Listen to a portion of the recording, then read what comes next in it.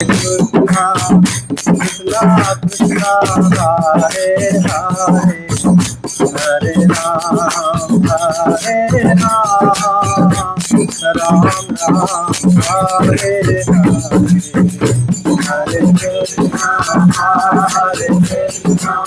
कृष्णा कृष्णा हरे हरे राम राम राम हरे हरे कृष्णा हरे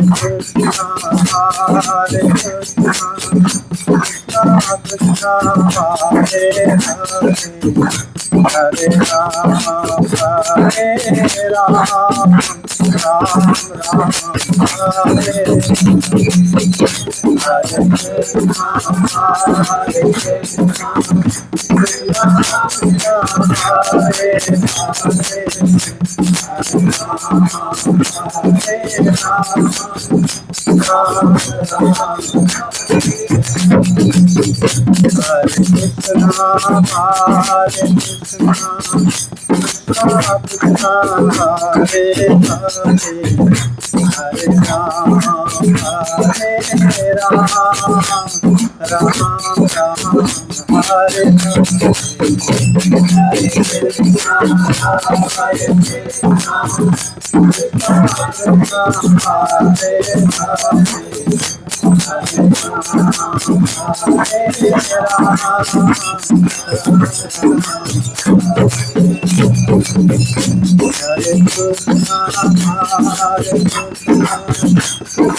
कृष्णा कृष्णा हरे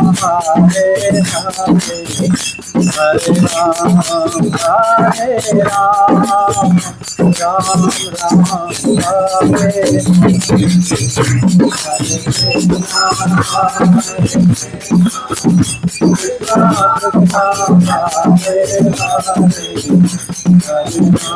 कृष्णा हरे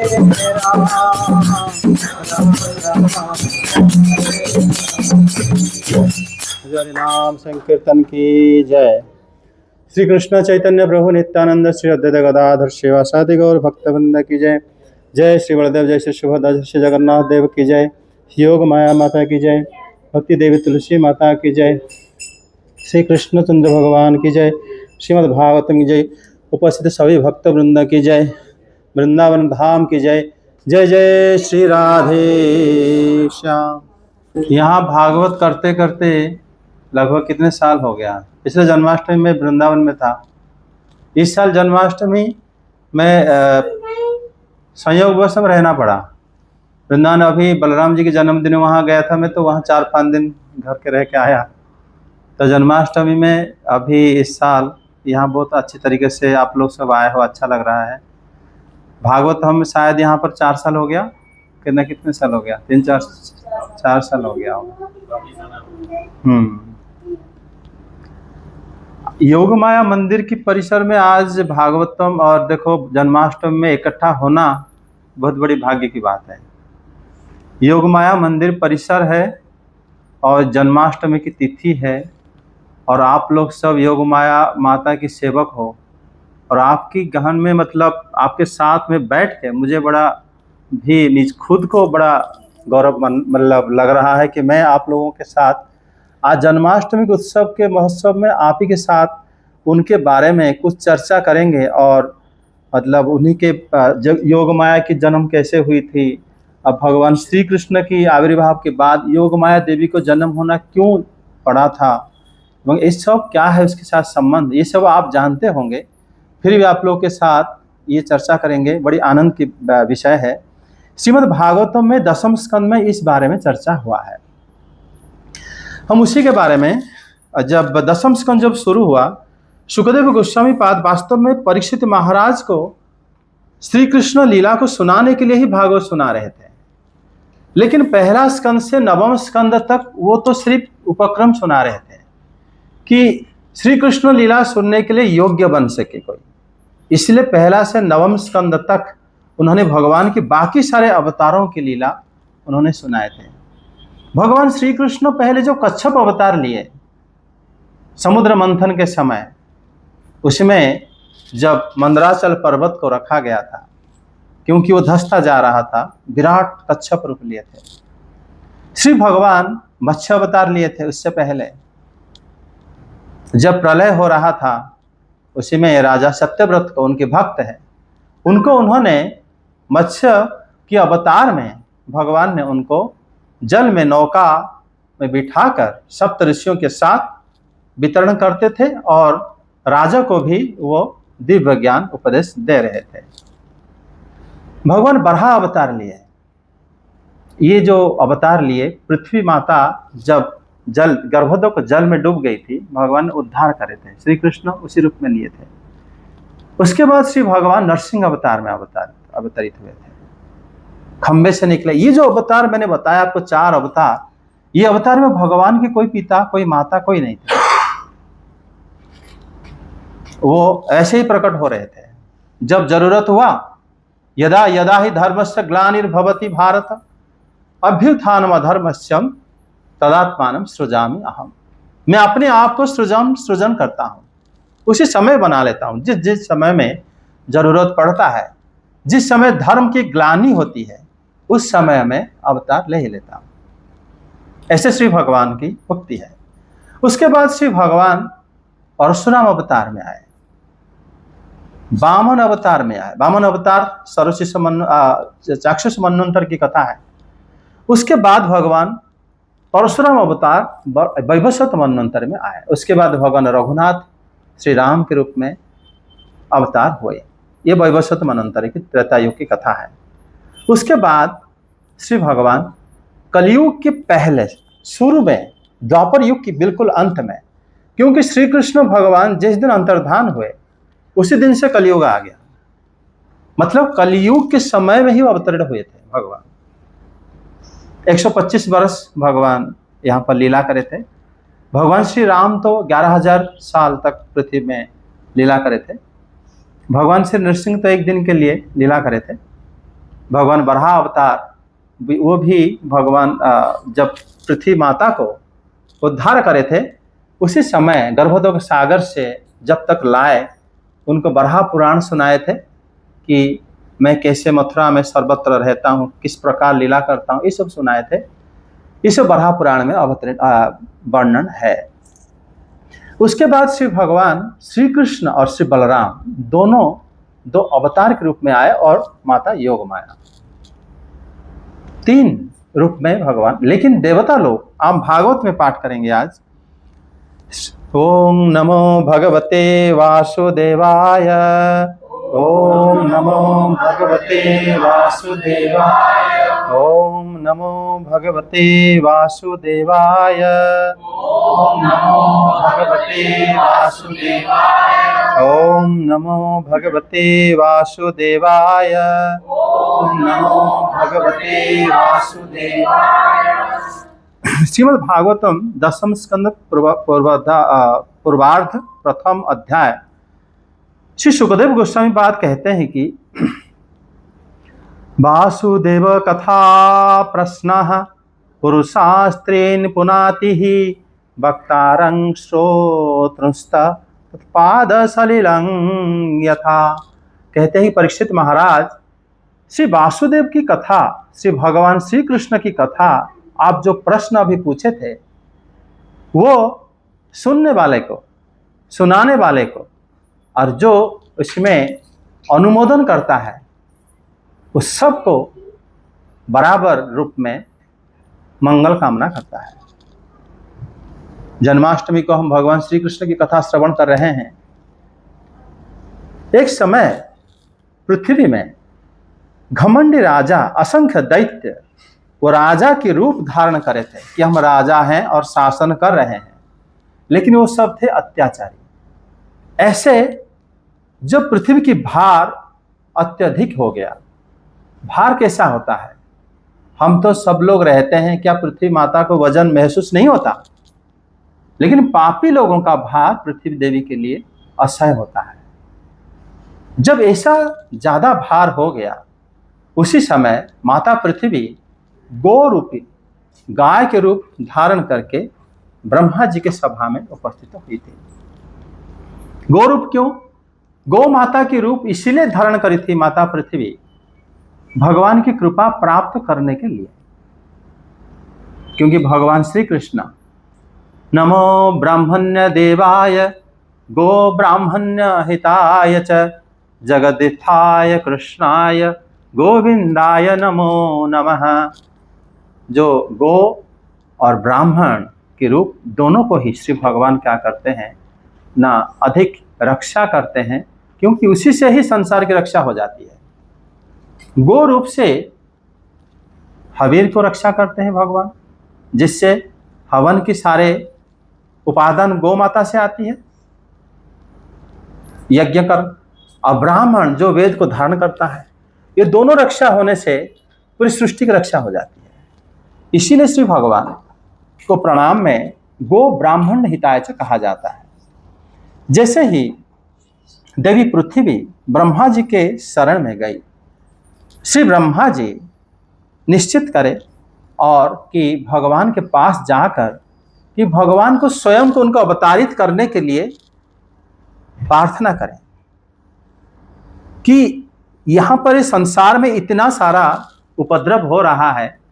इसीलिए देवी पृथ्वी आके जब बताई, श्री ब्रह्मा जी श्री शंकर भगवान को लेकर, सारे देवताओं को लेकर वो क्षीर समुद्र के किनारे पे पहुंचे कि हम श्री भगवान को यहीं पर प्रार्थना करेंगे। यद्यपि भगवान सर्वत्र हैं, जहां पर वो बैठे थे वहीं भी प्रार्थना कर सकते थे, वो उसी प्रकार वहां पहुंचे जैसे लोग मंदिर में पहुंच जाते हैं कि भगवान इसके अंदर रहते हैं, ऐसा लोगों को मानना है।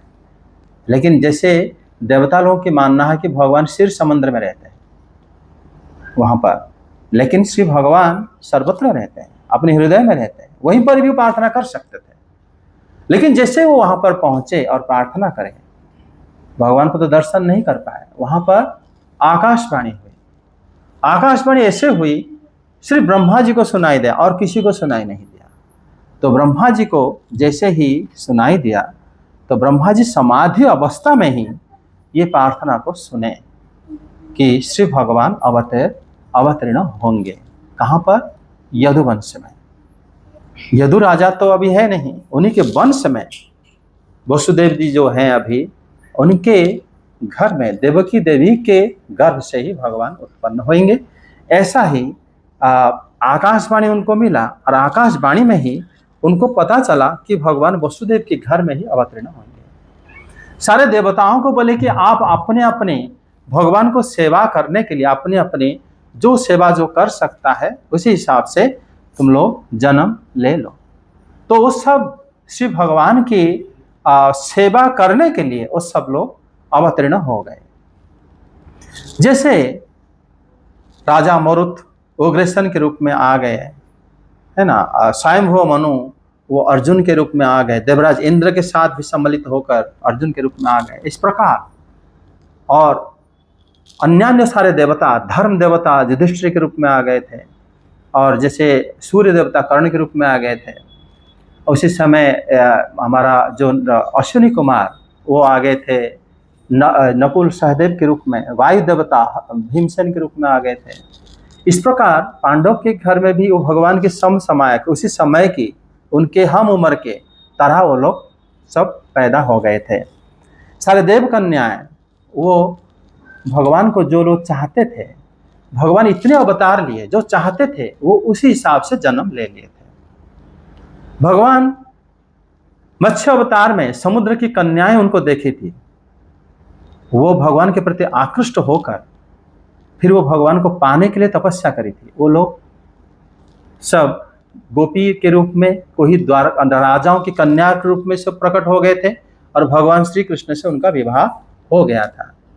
भगवान जब अन्य अवतार लिए, जैसे श्री भगवान श्री राम के अवतार लिए, वामन अवतार लिए, वामन अवतार में स्वर्ग में देव कन्याएं श्री वामन भगवान को देखे थे और उनको प्रति आकृष्ट हो गए थे कि यही हमारे पतिदेव कैसे हो सकते हैं। फिर स्वर्ग की जो गुरु थे बृहस्पति जी, उनसे वो फिर सलाह लेकर वो अपनी तपस्या वगैरह करके फिर भगवान से वरदान मिला था कि तुम द्वापर युग में अवतीर्ण हो, क्योंकि इस अवतार में मैं तुम लोगों को ग्रहण नहीं कर सकता। भगवान जब श्री राम के अवतार में आए श्री राम के अवतार में जब वो किशोर अवस्था में थे, विश्वामित्र देव उनको लेके चले गए थे और उसी समय जब ताड़का की वध करे, फिर मिथिलापुरी में पहुंचे। मिथिलापुर में श्री लक्ष्मण जी कहे कि हम मिथिला नगरी देखेंगे। श्री राम और श्री लक्ष्मण जब मिथिला नगरी घूमने निकले, सारे मिथिला नगर वासियों की कन्याएं वो सब उनको देखकर आकर्षित हो गए थे। वास्तव में भगवान उन लोगों को आकर्षित करने के लिए गए थे। दोनों भाई के प्रति आकर्षित पृथक पृथक भाव में हुए थे। जो श्री लक्ष्मण के प्रति आकर्षित हुए थे वो ब्रज में श्री बलराम जी की जो सखियां के रूप में प्रकट हुए थे। जो श्री राम के प्रति आकर्षित हुए थे वो गोपी होकर, श्री कृष्ण की गोपी होकर वो आविर्भाव हुए थे। श्री राम जब अयोध्या लौट के आए, अयोध्या में उसी समय उनकी जो अयोध्यावासी की जो कन्याएं थी वो भी भगवान के प्रति आकर्षित हो गए थे कि ये श्री राम कितने आकर्षक लग रहे हैं। और जैसे ही जब विवाह को उपरांत जब वो वापस आए थे, फिर वो लोग भी तपस्या करके वशिष्ठ मुनि की निर्देश से फिर वो गोपी होकर प्रकट हुए थे। श्री भगवान जब वनवास हुआ था, उनको जब वन में गए थे, उसी समय भी वो आकर्षित दंडकारण्य की जो ऋषि लोग थे वो भी भगवान श्री राम के रूप देखकर आकर्षित होकर उन्होंने भगवान श्री राम से वार्तालाप भी करे थे इस बारे में कि हम देवी सीता की तरह हम आपकी सेवा करना चाहते हैं, लक्ष्मण की तरह नहीं। तो फिर भगवान बोले कि इस अवतार में वो नहीं हो सकता। फिर वो लोग फिर भगवान को साधना करके श्री नारद मुनि से मंत्र आदि लेकर फिर वो ब्रज में गोपी होकर प्रकट हुए थे। मतलब सब लोग श्री कृष्ण के अवतार के लिए इंतजार कर रहे थे। ऐसा नहीं है कि ऐसे श्री कृष्ण का अवतार हो गया। उसके बाद भगवान श्री राम जब पंचवटी में रहते थे, उसी समय भी भीलनी कन्या है जो कि आदिवासी कन्या है, वो भी श्री कृष्ण श्री राम को देखकर वो भी आकर्षित हुए थे। वो भी ब्रज में वो भीलनी कन्या के रूप में अवतरित हुए थे। वो इन लोगों के दासी रूप में थे, लेकिन श्री कृष्ण को देखने के लिए। वो तो भगवान उनसे तो विवाह तो नहीं करे थे। और फिर भगवान श्री राम जब आए अयोध्या, फिर माता सीता की वनवास हो गई और उसी समय श्री भगवान जब यज्ञ करते थे, स्वर्ण प्रतिमा, स्वर्ण की सीता माता बनाकर फिर उनके पास में रखकर यज्ञ करते थे। जितने बार यज्ञ करते थे उतने बार स्वर्ण प्रतिमा बनाई जाती थी। वो सब स्वर्ण प्रतिमाएं एक मंदिर में रखा गया था। वो सब श्री राम को आके बोले कि प्रभु हम आपकी ही पत्नी हैं, यज्ञ में हमें प्राण दान दिया गया है, इसलिए आप हमें ग्रहण कीजिए। श्री राम बोले कि इस अवतार में ग्रहण कर ही नहीं सकता। फिर आप लोग ब्रज में जब मैं कृष्ण अवतार में आऊंगा आपकी मनोवांछा पूर्ण होगी। वो लोग सब भगवान की गोपी बने थे और कुछ द्वारका की रानी बनी थी। वो श्री भगवान की पत्नी सब बने थे। इसी प्रकार श्री राम के अवतार में भगवान जो पृथु महाराज के अवतार में आए थे, उसी समय पृथ्वी की सारे कन्याएं आकर्षित हो गई थी उनकी कार्यकलाप देखकर कि भगवान किस तरह कार्य करते, कितना अद्भुत पराक्रम है। वो भी जब आकर्षित हो गए थे, फिर वो ऋषि जावाली से वो लोग परामर्श करके वो कन्याएं भगवान को पाने के लिए तपस्या आदि करी थी। फिर वो भी ब्रज में गोपी के रूप में प्रकट हुए थे। इसी प्रकार ब्रज में इतने अवतार जो भगवान लिए थे, ब्रज में 300 करोड़ गोपियां भगवान श्री कृष्ण के रासलीला में सम्मिलित हुए थे। ये 10वें स्कंद की हम लोग 29 अध्याय से ये रास पंचाध्याय शुरू होता है। तो श्री कृष्ण के अवतार ऐसा ही हुआ नहीं था। जिस प्रकार गोपियां प्रकट हुई थी उसी प्रकार समझ लेना, उसी समय जितने भी मतलब कन्याओं के साथ उनके भाई जो थे वो भी सब भगवान के प्रति आकर्षित होकर वो सब भगवान की सखा आदि रूप में ब्रज में प्रकट हो गए थे।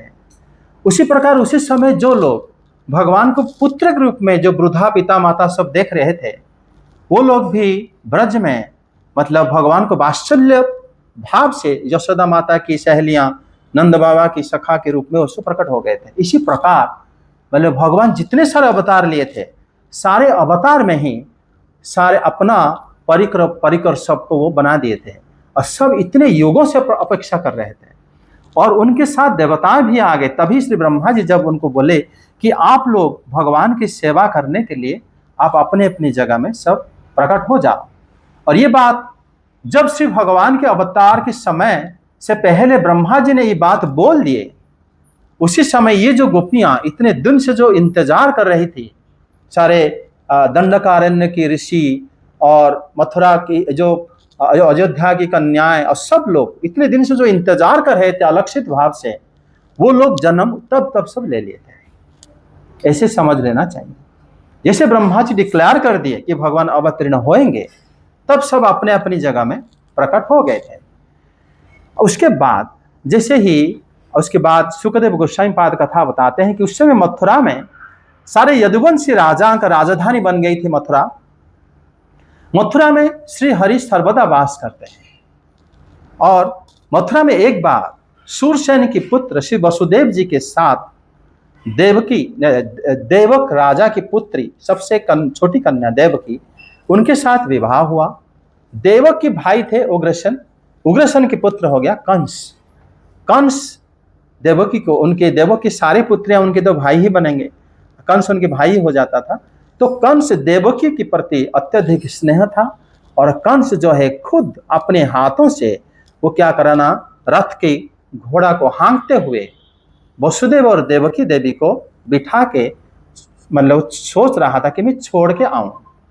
और उसी समय देवक जी वसुदेव जी को बहुत प्रकार के दहेज आदि सब प्रदान करे थे।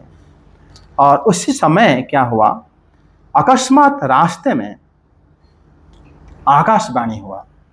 ये आकाशवाणी कहा कि हे मूर्ख, जिसके रथ को तू हाँक के लेके जा रहा है, जिसको तुम पहुंचाने जा रहा है, उस देवकी का 8वां गर्भ तुम्हारा काल होगा, वो उसके वजह से तुम्हारा मृत्यु हो जाएगी। जय जगन्नाथ। इसी प्रकार उनका आकाशवाणी हुआ था। आकाशवाणी के अर्थ को अगर हम समझने की प्रयास करेंगे, पहले आकाशवाणी करा किसने था? आकाशवाणी जब ब्रह्मा जी को सुनाई दिया था, वो आकाशवाणी तो भगवान ने करे थे, लेकिन ये आकाशवाणी भगवान स्वयं नहीं कराए थे, ये देवता लोग ने कराए थे। क्योंकि जब देखे ब्रह्मा जी कह चुके हैं कि कंस को मारने के लिए भगवान अवतीर्ण होंगे, इसके बावजूद भी कंस देवकी के साथ इतना अच्छा प्रेम, भाई बहन के प्रेम इतना ज्यादा अच्छा है, तो किस प्रकार भगवान आएंगे और कैसे इनके बीच फिर शत्रुता कैसे बढ़ेगा, कैसे दुश्मनी होगी, कुछ पता ही नहीं चल रहा था। ये तो विवाह हो गया तो चली जाएगी अपनी ससुराल, वो तो आराम से, अभी अगर संबंध अच्छा है आगे भी संबंध अच्छा रहेगा। तभी देवता लोग ने उसी समय बीच रास्ते में रोक कर वहीं पर आकाशवाणी कराए थे कि ये मतलब ये बात विश्वनाथ चक्रवर्ती ठाकुर अपनी टीका में लिखे हैं। और वैष्णव तोषणी में भी यही बात कहा गया है कि देवता लोगों की आकाशवाणी था, क्योंकि वो लोग जब देखे कि कंस और देवकी के संबंध बड़ा निबिड़ हो रहा है, उस संबंध को खराब करने के लिए वो आकाशवाणी करते हैं। बिना शत्रुता के एक दूसरे को मारेंगे क्यों? और कन्या कंस के घर की है, अगर वो चला जाता है उसके बाद थोड़ी जाके वहां पे झगड़ा करेंगे, किस बात के लिए झगड़ा करेंगे, वो तो चला गया शादी करके। लेकिन जब शादी के समय में ही ये आकाशवाणी जब हो गया, तो कंस तुरंत ही देवी देवकी की केश पकड़कर उनको चाहा कि इसको मैं अभी मार दूंगा, तभी ना ये जिएगी, ना इनके पुत्र होंगे, ना रहेगी बांस, ना बजेगी बांसुरी। ये कंस की सोच में इतना ही आया है। वही तो बताया, देवताओं ने देखे कि इनके संबंध बहुत अच्छा था। कंस जो बड़ी प्रेम से देवकी की रथ को हाँक रहा है और अपने आप को देवकी के दास समझ के, जबकि कंस काफी पराक्रमी था। लेकिन जब देखा कि संबंध इतना अच्छा है, फिर ये क्यों इनको मारेंगे भगवान, कोई दुश्मन ही नहीं है। तब उन्होंने क्या करे, उसमें देवी देवकी जब देखे, मतलब देवी देवकी को तो पता ही नहीं है, वो तो छोटी कन्या है, विवाह करके जा रही है। वो कन्या होके गई थी, लेकिन जब बूढ़ी हो गई तब भगवान श्री कृष्ण आविर्भाव हुए थे। ये बात आगे पता चलेगा, किसी श्लोकों में पता चलता है। जब कंस उनको मारने के लिए केस पकड़ लिया है, तो वसुदेव जी जो उनकी पतिदेव हैं, वही उनकी आखिरी शादी था। वसुदेव जी की वैसे 7 कन्याएं, तो देवक की 7 कन्याओं को विवाह कर लिए थे वो। देवी देवकी सबसे छोटी थी।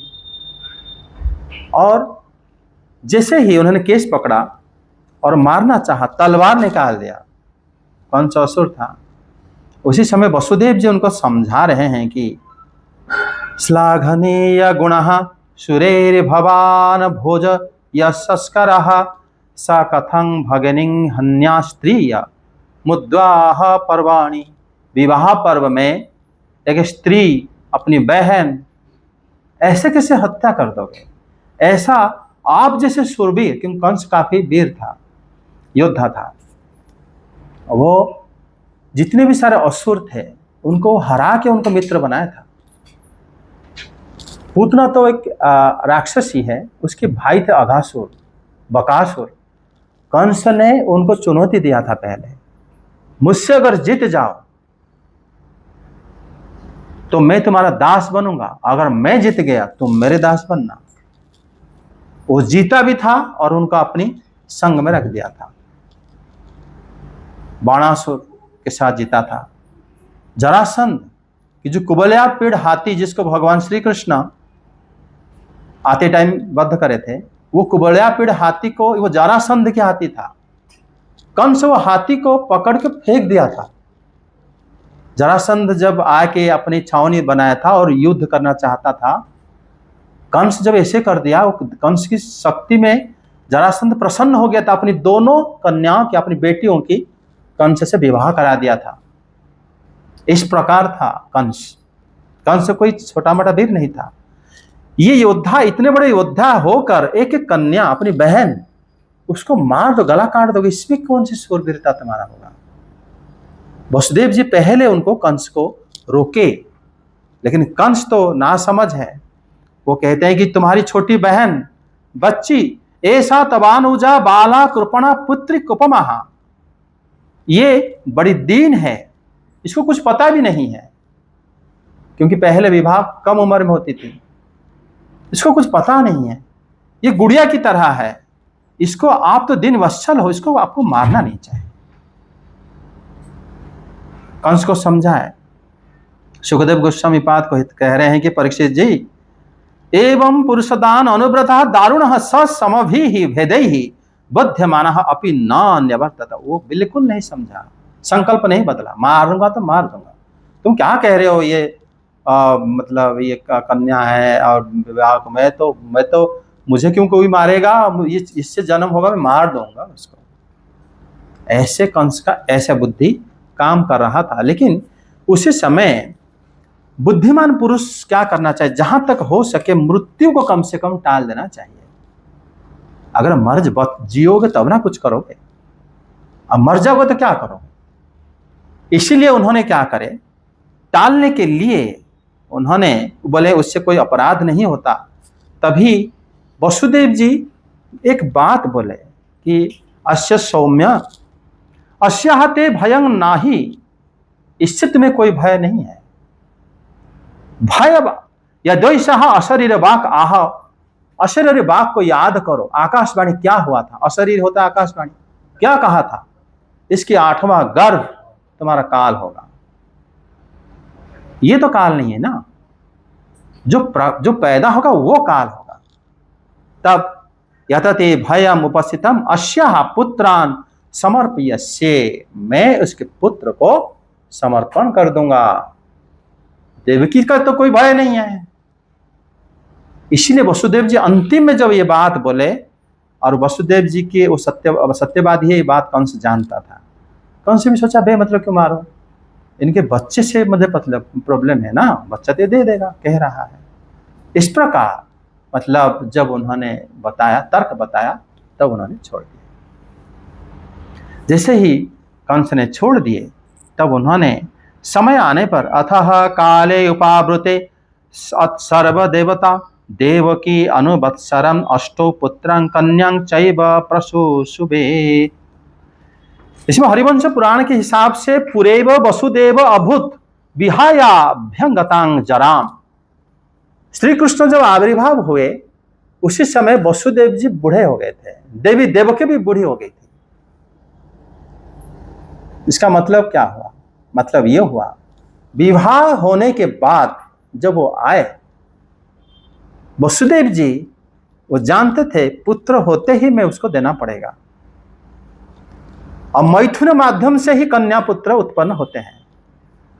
लेकिन वसुदेव जी खुद को देवी देवकी भी ब्रह्मचारिणी के रूप में रहने लगे कि जरूरत क्या है, अगर हम समागम करेंगे पुत्र हो कन्या हो, क्योंकि हाँ, जो गर्भ शब्द कहा गया है उससे पुत्र कन्या दोनों के लिए कहा गया है, ये समझ लेना चाहिए।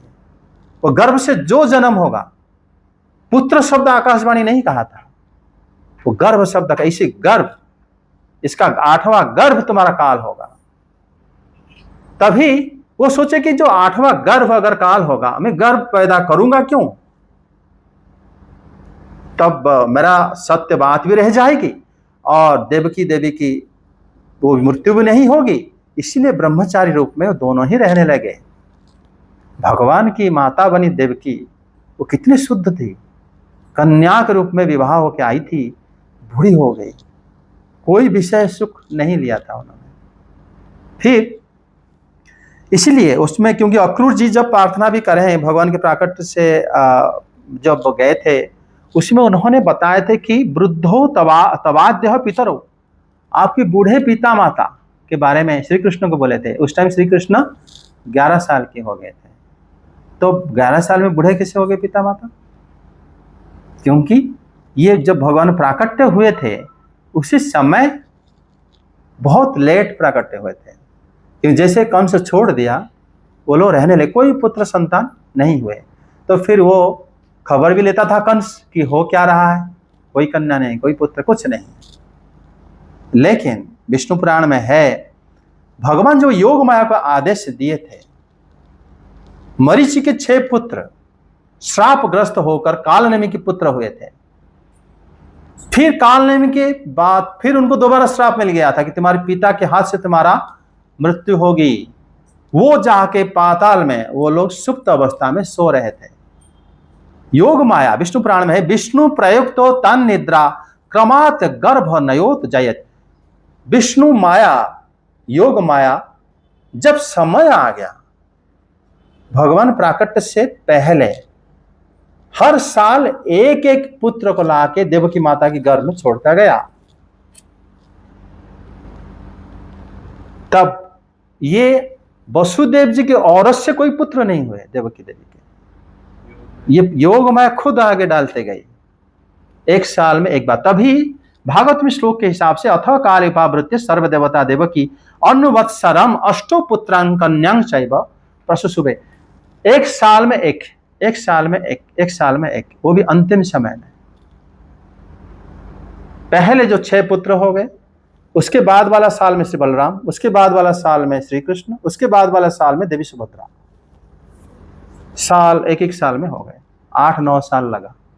अंतिम के 8 साल वो कैद खाने में बिताए। पहले तो राजमहल में रहते थे। इस प्रकार जैसे उन्होंने ब्रह्म वैवर्त पुराण के हिसाब से देवी देवकी की जैसे ही योग माया उनको पुत्र को छोड़ती थी, वो पुत्र पैदा होके ही छोड़ के जाती थी, वो गर्भ से निकलने वाला पुत्र नहीं छोड़ती थी।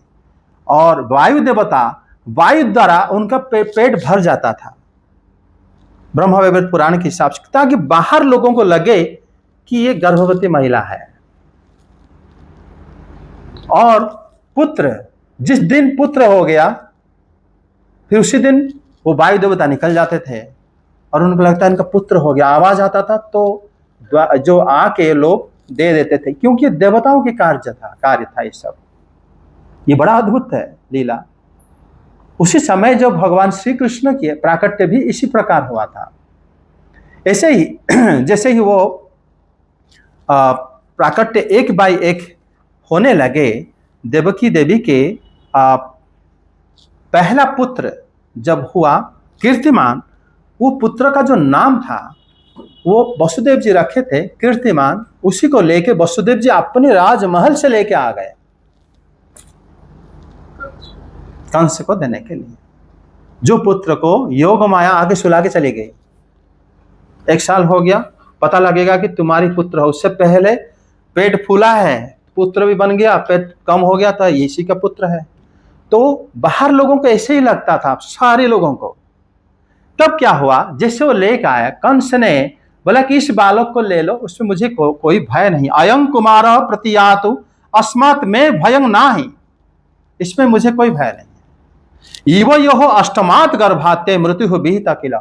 इव यो मतलब तुम दोनों की, मतलब देवकी की 8वीं संतान, वसुदेव की अन्य रानियों की 8वीं संतान नहीं, देवी देवकी की 7 वसुदेव के साथ जो 8 पुत्र, 8वां जो होगा वही मेरा काल होगा, इससे मुझे कोई भय नहीं, लेके चले जाओ। लेकिन उसी समय श्री नारद मुनि आए, 8 संतान है, खड़े कर दो और गिनो उसमें 8वां कौन सा है। वो तो गिनने वाले के ऊपर डिपेंड करता है। नारद जी बोले कि आप कैसे कह सकते हो कि पहला वाला 8वां नहीं हो सकता। अगर कुल 8 संतान होंगे तो अगर पीछे से गिनोगे ये भी 8वां हो सकता है। अगर बीच में से हम गिनना शुरू करेंगे वो व्यक्ति भी 8वां हो सकता है। इसलिए प्रत्येक संतान कोई भी 8वां हो सकता है। नारद जी कहने का मतलब ये था कि वो सब जो श्रापित थे, अपने पिता के द्वारा अगर हत्या नहीं होंगे तो उनका उद्धार नहीं होगा। लीला कुछ और चल रहा है, दिखते टाइम कुछ और लग रहा है, लगता है कि वो बड़ा क्रूर था, मार दिया, वो कर दिया। सारा चीज पूर्व नियोजित था, पहले से ही वो सब लिखा गया था, ऐसे ऐसे होगा। तब नहीं तो नारद मुनि जैसे संत क्यों आके किसको उस्काएंगे? उनको क्या जाता है? वो कहेंगे वो झगड़ा लगा के चले गए, वो मरवा करने के लिए आ गए थे, ऐसा नहीं था। उन्होंने जब श्री नारद आके उनको बोले कि वास्तव में इन लोगों को आप जिसको छोड़ दे, हो सकता है कि 8वां संतान हो, और कंस आपको मारने के लिए जितने भी देख रहे हो यदुवंश में, गोकुल में भी सब देवता प्रकट हुए हैं। देवताओं के साथ तुम काल नेमी के रूप में समुद्र मंथन के समय युद्ध करे थे, तुम्हें वो मार दिए थे भगवान विष्णु ने। अभी वो भी प्रकट होने जा रहे हैं, इसीलिए किसी को मत छोड़ो। कंस जब सुना और श्री नारद चले गए। श्री नारद जाने के बाद ऋषे विनिर्गते कंस यदुना सुरान इति मत्वा देवक्याः गर्भ संभूता स्वयंवधं प्रति विष्णु मत्वा ऋषि विनिर्गते। जब ऋषि चले गए, क्यों?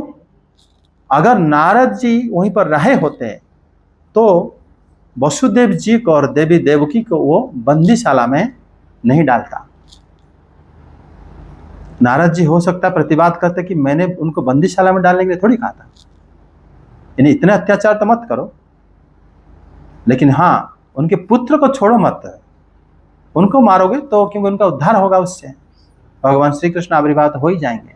लेकिन जो पुत्र थे जो उत्पन्न हुए, तो उनको ये श्राप थोड़ी मिला था कि वो पैदा होते ही उनकी हत्या हो गई। हाँ, श्राप यही मिला था। इसके अंदर ये कहां से आ रहा था कि बच्चे को ही मार दो? वो तो बहुत ही उनको ने नारद जी बताया, क्योंकि जब बड़े हो जाएंगे वो लोग, पलेंगे, तो उसमें क्या होगा, क्षत्रिय कुल के नियम के हिसाब से उनको युद्ध करना पड़ेगा।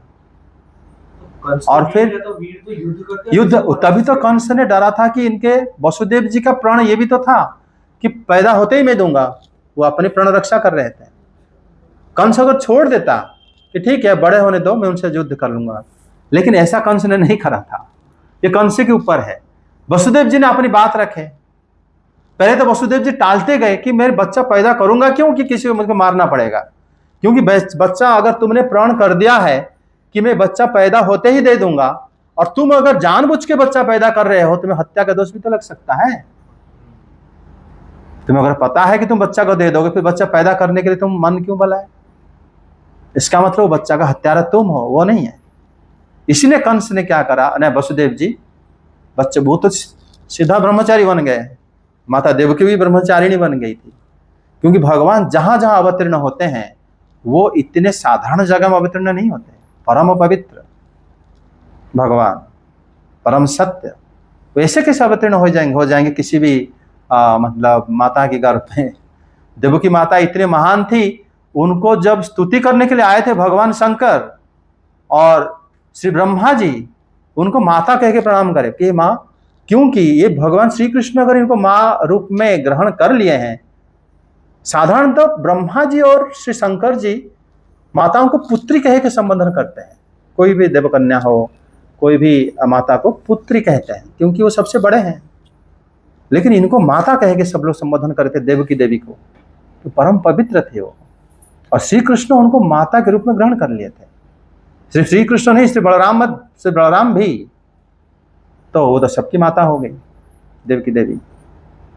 उसी समय जब उन्होंने देखे कि कंस की सारे पुत्र जो है खुद के पुत्र को उन्होंने वध करा था, तो ऐसे ही जब श्री नारद चले गए तो उन्होंने क्या करा ना, उसको बहुत बैर ठान लिया कंस कि मतलब मन में वो काफी दुश्मनी ठान ली कि ये लोग सारे मेरे दुश्मन हैं कंस। फिर उन्होंने क्या करे, वो उनको ला के पुत्र को तो मार दिया और वसुदेव जी और देवकी को कारागृह में डाल दिया, हाथ में बेड़ी पहना के। उससे भी आपका संदेह भी क्लियर हो जाएगा। जो हाथ में बेड़ी पहना हो और पैरों में भी जंजीर बंधा हो, वो किस प्रकार समागम करके पुत्र पैदा कर रहे थे, है कि नहीं? योग माया। इसीलिए दूसरे सारे पुराणों को जब मंथन करोगे, सुखदेव गोस्वामी इसका हिंट दे देते हैं, तो पता चलता है हुआ क्या था उस समय। देवी योग माया हर साल ला के बच्चा को रख देता था वो, ताकि लगता था इन्हीं का बच्चा है, वो चिल्लाते थे बच्चे तो फिर आके ले लेते थे। ऐसा चलता था लीला। इस प्रकार जो प्रथम अध्याय ऐसे खत्म हुआ। जिस द्वितीय अध्याय में श्री सुखदेव गोस्वामी पाद कहते हैं, मगध की राजा जरासंध, प्रलंबासुर, बकासुर, चाणुर, मुष्टिक, तृणावर्त, अघासुर, अरिष्ट, द्विविध बानर जो रावण के समय युद्ध करा था, लेकिन वो लक्ष्मण जी का विरोध करते थे। इस प्रकार वो सब कंस के मित्र बन गए थे। कंस उनको द्वंद्व युद्ध में हरा के अपना मित्र बना लिया था। और कंस इस प्रकार करते हुए बाणासुर, भौमासुर, ये जितने भी असुर थे, सबसे बड़ी बात है कि श्री कृष्ण के द्वारा इन सबके उद्धार हुआ। कंस इस प्रकार काम करा था। और ऐसे ही उस टाइम सुखदेव गोस्वामी पाद कहते हैं कि यदुवंशी कोई भी मथुरा में नहीं रह पा रहे थे, वो सब छुप छुप के इधर उधर चले गए थे।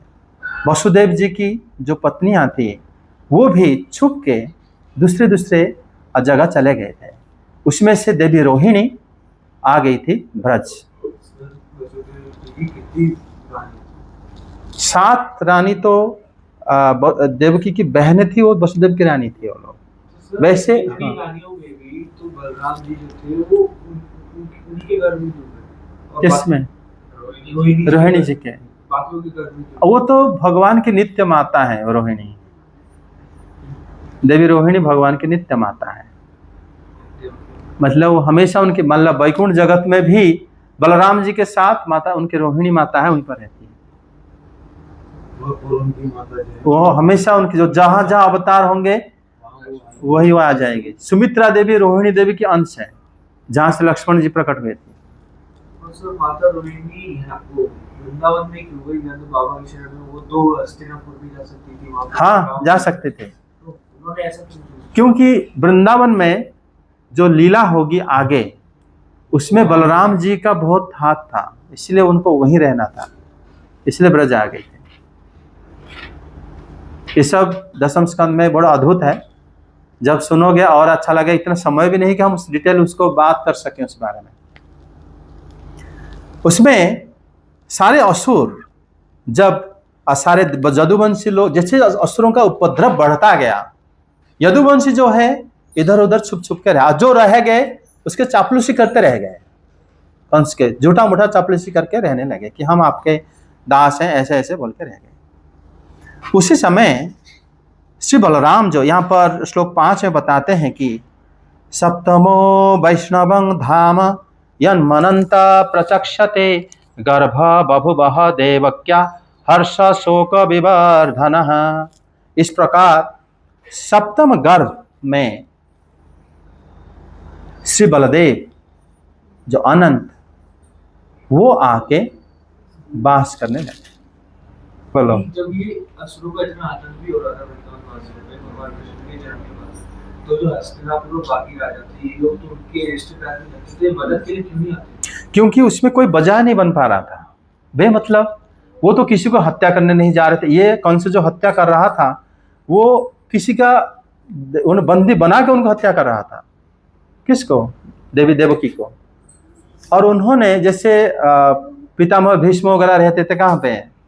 हस्तिनापुर में। वो भी काफी शक्तिशाली थे।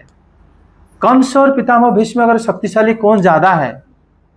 अगर शास्त्र पढ़ोगे तुम्हें लगेगा कंस, क्योंकि परशुराम जी जो पितामह भीष्म की भी गुरु है, अपना शिव धनुष कंस को दिए थे, जानते हो?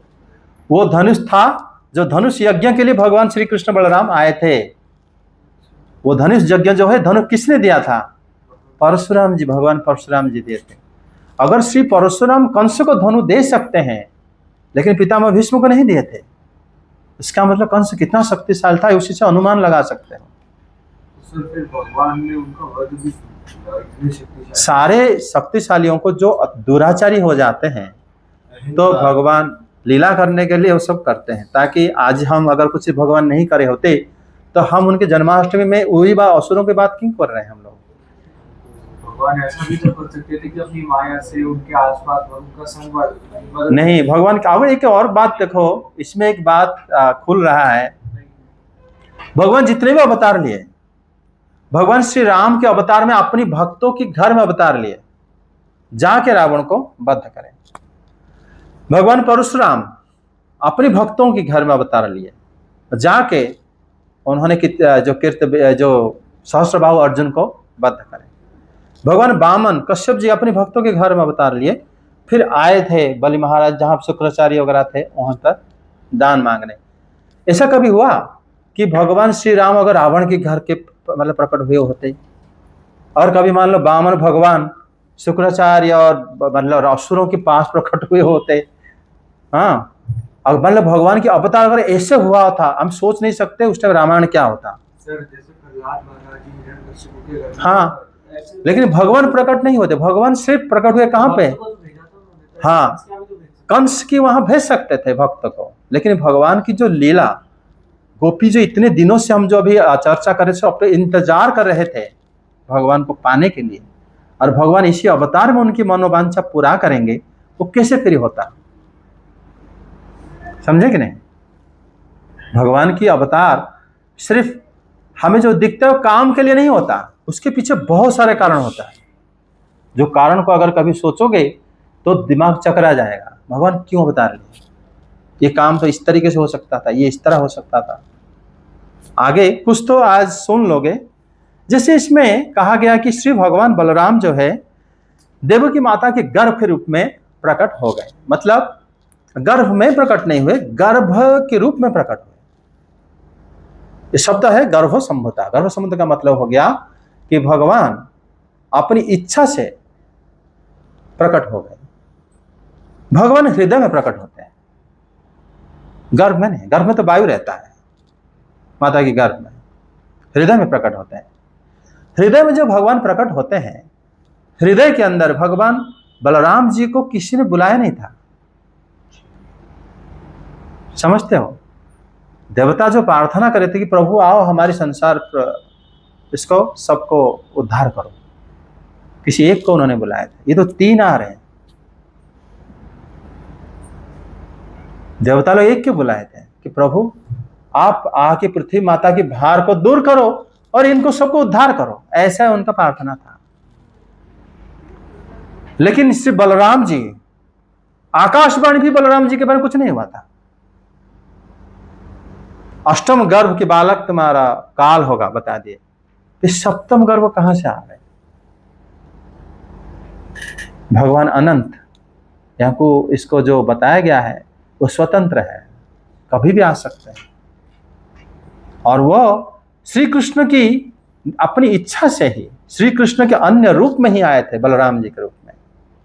भगवान के बारे में जब हम देखते हैं, उनका जो अनंत संहिता में कहा गया है कि निवास शया आसन पादुकान सुख प्रधान वर्षा तप वर्णादि भी शरीर भेद स्तैव शेषतांग गतैर अथोचितं शेष इति रता जनैहि। शेष जब भी भगवान के पास आते हैं वो क्या करते हैं? वो निवास, भगवान जिस घर में रहते हैं वो निवास स्वयं बलराम या शेष बनते हैं। श्री लक्ष्मण जी भगवान श्री राम के साथ वनवास क्यों गए थे? भगवान की निवास, भगवान की पादुका, भगवान के आसन, भगवान के वस्त्र, भगवान के छत्र, जहां से धूप हो, बारिश हो या सर्दी हो, उसमें जैसे भी रोका जाए वो लक्ष्मण जी करेंगे, शेष करेंगे। अलग सा रूप में आकर गतैर यथोचितं, जिस जगह में जैसा सेवा की आवश्यकता है जो करते हैं, कोई बाहर लोग नहीं कर पाएगा। इसीलिए श्री भगवान पहले अनंत जो है अपनी इच्छा से आए। भगवान श्री कृष्ण तो चाहे थे कि वो मेरे, क्योंकि बलराम जी जो है ब्रह्मा जी ने बताए थे वो भी आएंगे, लेकिन कैसे आएंगे, कब आएंगे, किसी को कुछ नहीं पता था। ये आउट ऑफ सिलेबस है। कोर्स में था सिर्फ अष्टम गर्भ में कंस का वध होगा, इतना था बात। लेकिन सप्तम गर्भ में बलराम जी आएंगे, वो क्या करेंगे, वो भी एक भगवान है, वो ईश्वर है, वो कोई जीव नहीं है। इस प्रकार सबको कंफ्यूज कर दिए थे। जब ऐसे ही आए, उन्होंने देवकी माता के हृदय में प्रवेश कर गए। जैसे वो उपस्थित हुए, माता देवकी को हर्ष हुआ, आनंद हुआ और सुख भी हुआ कि ये दूसरे पुत्रों की तरह कंस इनको लेके मार ना दे, ऐसा लगा। लेकिन उसी समय जब हर्ष और शोक दोनों ही हुआ था, उसी समय श्री भगवान चक्रवर्तीपाद कहते हैं कि जो 6 पुत्र को उन्होंने मारा था, वास्तव में वो 6 पुत्र जो है एक प्रकार की भक्ति का कह सकते हो कि वो आने के लिए जो क्रिया होता है वही था। अनर्थ चला गया, फिर प्रेमा भक्ति के रूप में भगवान बलराम आ गए हृदय में। 6 शत्रु होते हैं, काम क्रोध लोभ मोह मद मत्सर्य, ये जब दूर हो जाता है तो प्रेमा भक्ति हृदय में आता है। प्रेमा भक्ति जैसे हृदय में आता है फिर श्री कृष्ण आते हैं। ऐसे महात्मा लोग व्याख्या करते हैं। मतलब जब ऐसे 6 शत्रु मर गए तो प्रेमा भक्ति के रूप में श्री बलराम उनके हृदय में आ गए, ऐसा गोस्वामी लोग व्याख्या करते हैं। तब श्री भगवान देखे कि यादव लोग, मेरे भक्त लोग दुखी होके, भयभीत होके इधर उधर घूम रहे हैं। तब श्री भगवान देवी योग माया को उन्होंने निर्देश दिया। जय योग माया देवी की जय हो। भगवान श्री कृष्ण बोले, गच्छ देवी ब्रजं भद्रे गोप गोभीलालंकृतं रोहिणी वसुदेवस्य भार्यास्ते नंद गोकुले अन्याश्च कंस संविघ्ना विवरेषु बसंती। कह रहे हैं कि हे कल्याणी, हे देवी, आप गोप और ब्रज, वही ब्रज को जाओ जहां गाय को सजाया जाता है, अलंकृत कराया जाता है, उस जगह में जाओ। और वहां देवी रोहिणी रहती है, उसी जगह ब्रज को तुम जाओ। और वसुदेव की अन्य पत्नी भी कंस के भय में इधर उधर रहते हैं, आप जाओ। कौन कह रहे हैं? श्री कृष्ण कह रहे हैं। श्री कृष्ण अगर कह रहे हैं, देवी योग माया को ब्रज को भेज रहे हैं, लेकिन हमें यह पता है कि श्री कृष्ण ब्रज छोड़ के कहीं नहीं जाते। ब्रज छोड़ के वो कहीं नहीं जाते। फिर कैसे कह रहे हैं कि ब्रज जाओ? अगर कोई कहेगा कि आप इस घर को जाओ, इसका मतलब घर से बाहर रहेगा वो, तभी तो कहेगा कि जाओ। लेकिन बाहर तो भगवान रहते नहीं है। फिर कैसे देवी माता को उन्होंने बोले कि आप जाओ, कहां जाओ, जाके उस पहचान भी बता दिए कि जहां पर देवी रोहिणी रह रही है और जहां पर गायों को सजाया जाता है उस जाओ, ब्रज को जाओ, नंद महाराज के घर को जाओ। इसका मतलब भगवान ब्रज नहीं छोड़ते। इसका 2-3 प्रमाण देखते हैं। पद्म पुराण में बताया गया है, जमुना जले कल्लोले सदा क्रीडंती माधव। पद्म पुराण में कहा गया है कि जमुना के जल में माधव हमेशा क्रीड़ा करते हैं, सदा, मतलब अभी भी क्रीड़ा करते हैं, कल भी करेंगे, रात दिन करेंगे। यह अर्थ, सदा का अर्थ वही होता है। जिस दिन जन्म हुए उस दिन भी कर रहे थे, तो भगवान इसका मतलब ब्रज छोड़ के कहीं नहीं जा रहे हैं। दूसरी जगह बताया गया है, गोपकैहि सहित तत्र क्षणमेकं दिने दिने तत्रैव रमणार्थ ही नित्य कालम स गच्छति। रमण रेति में श्री कृष्ण बलराम अपनी सखाओं के साथ हमेशा खेलते हैं, मतलब वहां पर हमेशा दिन है। वृंदावन रमण रेति में वहां पर श्री कृष्ण बलराम कभी भी छोड़ के नहीं जाते हैं। दूसरा बात बताया गया है अबरहा पुराण में, मथुरायाः परक्षेत्रं त्रैलोक्यः विद्यते तस्या वसामह्यं देवी मथुरा यान्तु सर्वदा। कि ये देवी, मैं मथुरा छोड़ के कहीं नहीं जाता। बरहा भगवान बता रहे हैं माता पृथ्वी को। फिर ये बताया गया है वायु पुराण में, चत्वारि छंद योजना है वितस्तु मथुरा यत्र देव हरि साक्षात स्वयं तिष्ठति सर्वदा। मथुरा में भगवान हमेशा रहते हैं। ये सारे पुराणों की बात है और सारे सत्य। मतलब कौन से वाले मथुरा आज के टाइम में? हाँ वही, क्योंकि पहले तो हमें पता है कि जैसे कि वर्ल्ड में भी पहले अलग था, अलग होता है, बाद में अलग होता है। नहीं, लेकिन नाम जो है जैसे गोवर्धन है, यमुना है, वो तो अलग नहीं है ना, तो वही जगह है अभी भी। जगह भी तो सर कोई बड़ी हो सकती है, बड़ी छोटी सी बात नहीं है जगह, लेकिन वही है।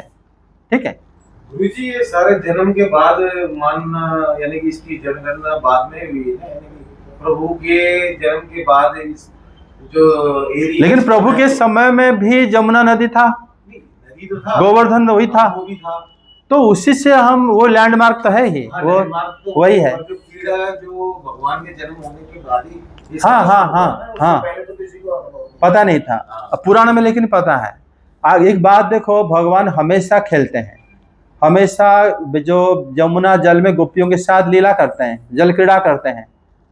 ये दोनों बात सत्य कैसे हो सकता है? एक जगह में जो जल क्रीड़ा कर रहे हैं, या तो संध्या समय होगा, चांदनी रात होगी, भगवान गोपियों के साथ लीला कर रहे हैं। एक जगह में हमेशा दिन है, दोपहर है, सखाओं के साथ लीला कर रहे हैं। दोनों बात, एक दोनों को पहले लेते हैं, हमेशा सच कैसे होगा?